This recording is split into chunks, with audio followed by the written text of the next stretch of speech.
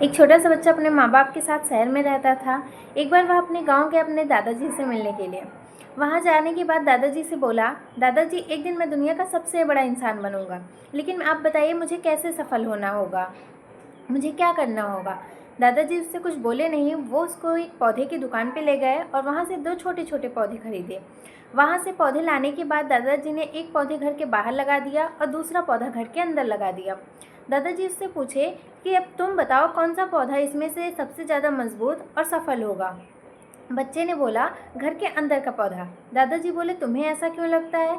तो बच्चे ने कहा, क्योंकि यह पौधा घर के अंदर रहेगा जिससे ये सुरक्षित रहेगा, इसे तेज़ धूप नहीं लगेगी और जानवरों से भी बचेगा, तेज़ बारिश आंधी तूफान इन सब से ये सुरक्षित रहेगा, इसलिए यह ज़्यादा मजबूत होगा। दादाजी बोले, ठीक है, अब इसको जब तुम अगली बार आओगे तब हम देखेंगे। बच्चा फिर से अपने शहर चला गया, वहाँ पढ़ाई करने लगा। काफ़ी 4-5 साल बीतने के बाद जब वो वापस आया तो दादाजी से फिर से वही सवाल पूछा कि दादाजी मैंने अगली बार आपसे कुछ पूछा था, आपने बताया नहीं था। दादाजी बोले, तुम्हें याद है तुमने उस बार कहा था कि घर के अंदर का पौधा बड़ा होगा और मजबूत होगा।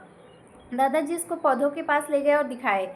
घर के अंदर का जो पौधा था वो मुरझा के मर चुका था और घर के बाहर जो पौधा लगाया गया था वो काफ़ी बड़ा, विशाल और एक बहुत ही मजबूत पेड़ बन चुका था।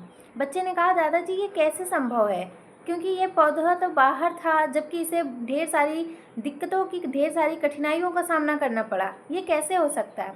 दादाजी बोले, अब यही तुम भी सीख लो कि इस तुम्हारे सक्सेस होने में तुम्हारी लाइफ में बहुत सारी कठिनाइयाँ आएंगी। जैसे इस पौधे ने यहाँ पे तेज़ धूप, आंधी तूफान और कई जानवरों से भी लड़कर खुद को इतना मजबूत बनाया, वैसे तुम्हें भी करना होगा।